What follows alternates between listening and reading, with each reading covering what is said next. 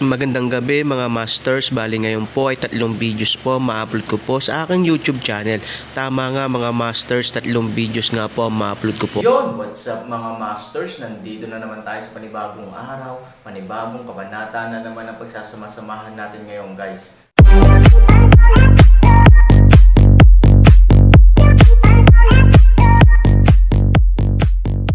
Bali mga masters, kung bago ka pa lang po sa aking YouTube channel, please click the subscribe button, lalong-lalo na po yung notification bell guys, para maging connected pa rin tayo sa isa't isa at maging updated kayo sa mga susunod ko pang video.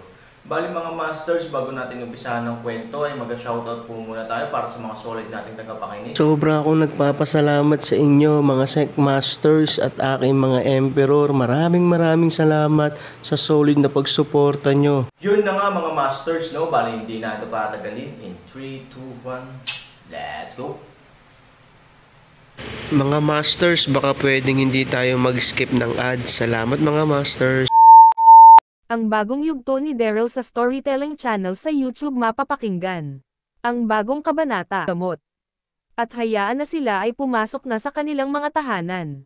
Kung isusuko mo na muna ang iyong sarili sa amin.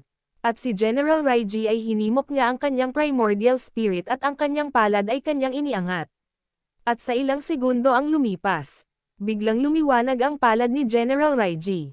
At sa pagkawala ng liwanag sa kanyang palad, may isang bagay ang nabuo sa kanyang palad na kanyang hawak-hawak ngayon. Ito ang sumpa na lubad. Ang lubad na ito ay sobrang tibay, na kapag ito ay itinali sa sinuman, na kahit ito ay nagtataglay ng sobrang lakas na spiritual, ay hindi ito basta-basta mapuputol o masisira. Ang sumpang lubad na ito ay isa sa mga sandata ng mga lahing engkanto. Nakikita ni Zubaji ang lumitaw na lubad sa palad ni General Raiji. At si Zubaji ay nagsalita at sinabi, "Saan mo naman gagamitin ang lubad na iyan? Kung ito ay gagamitin mo sa akin, hindi mo na kailangan pang gawin iyon. Tulad ng sinabi mo kanina tungkol sa iyong pag-uugali na may isang salita ka. Tulad mo din ako ay may isang salita.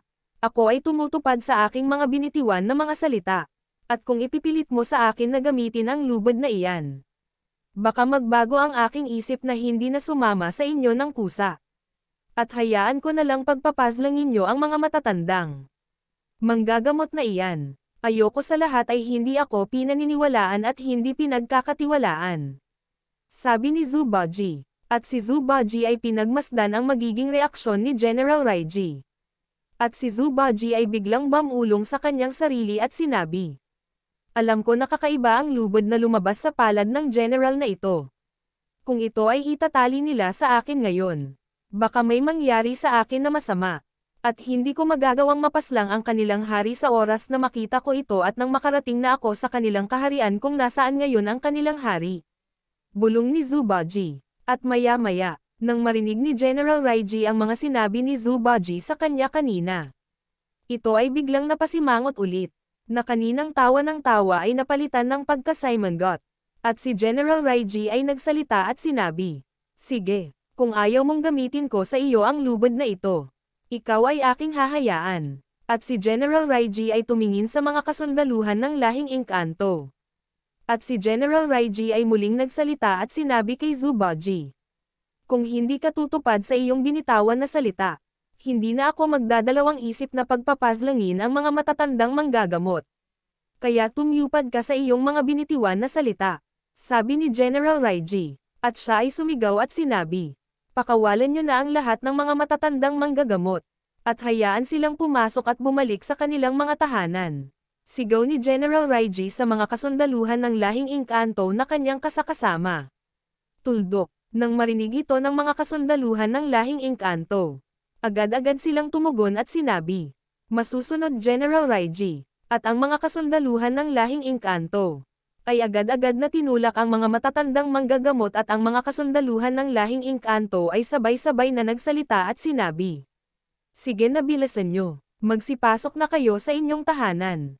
Sigaw ng mga kasundaluhan ng lahing engkanto sa mga matatandang manggagamot.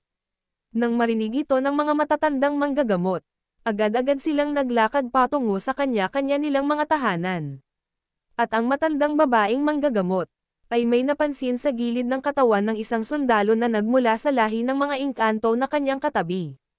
At agad-agad na kinuha ng matandang babaeng manggagamot ang bagay na nakaasli sa katawan ng isang sundalo ng lahing engkanto sa maingat na paggalaw. At ang matandang babaeng manggagamot ay agad-agad na din naglakad papasok sa kanyang tahanan. At sa maliit na lungsod sa labas ng mga tahanan ng mga matatandang manggagamot.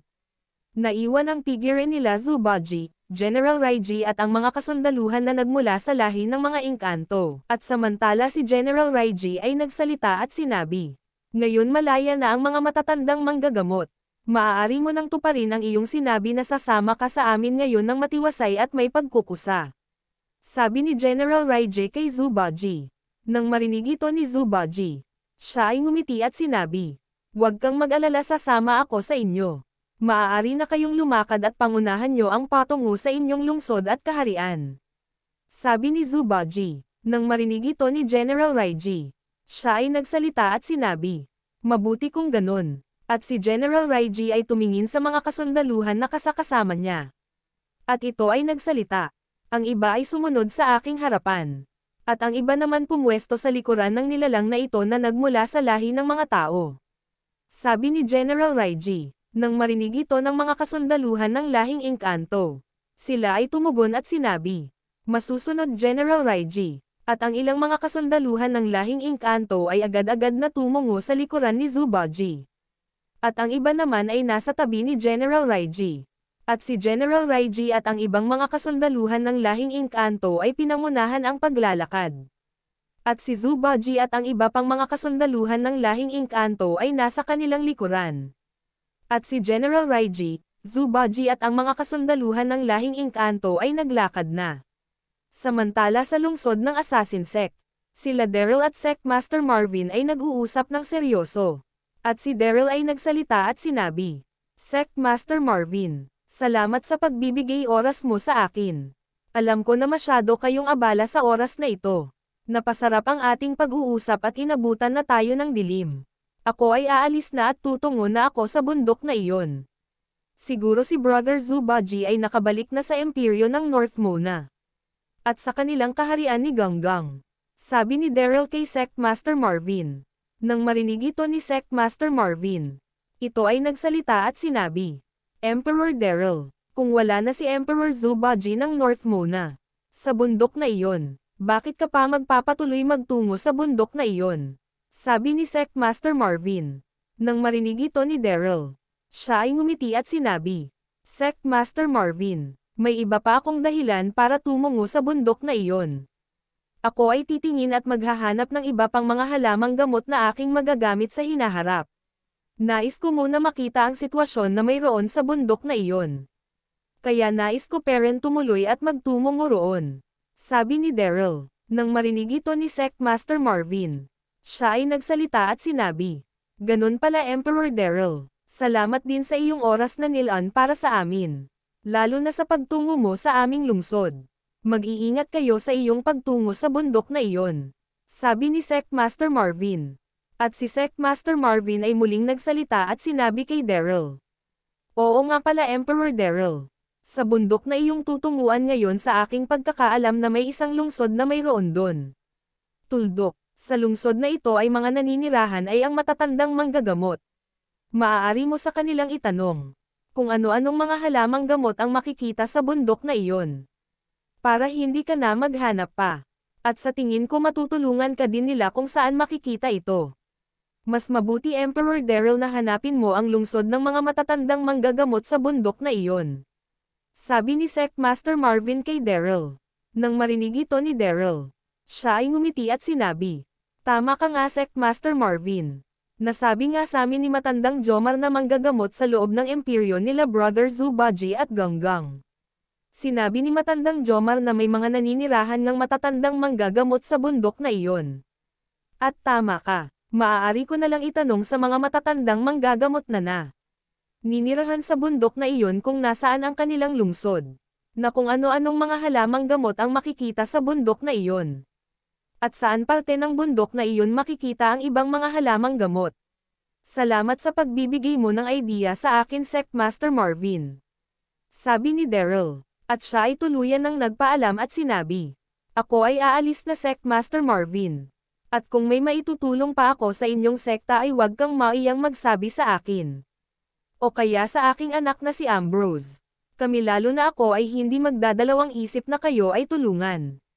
Sabi ni Daryl. Nang marinig ito ni Sect Master Marvin, ito ay nagsalita at sinabi, "Salamat talaga Emperor Daryl." At si Daryl ay dahan-dahan lumakad papalabas sa tent na kung nasaan si Sect Master Marvin. At sa paglabas ni Daryl sa tent, ito ay dahan-dahan umaangat sa hangin. Yun na nga mga masters, no? Bali panibagong kabanata na naman yung natapos natin ngayong gabi. Muli, maraming salamat po talaga sa walang sawang suporta po sa aking YouTube channel na talagang inaabangan nyo po ang bawat upload ko po. Bali mga masters, magkita-kita ulit po tayo bukas ng gabi at ngayon po ay magpapaalam po muna tayo. Bali mga masters, bye-bye!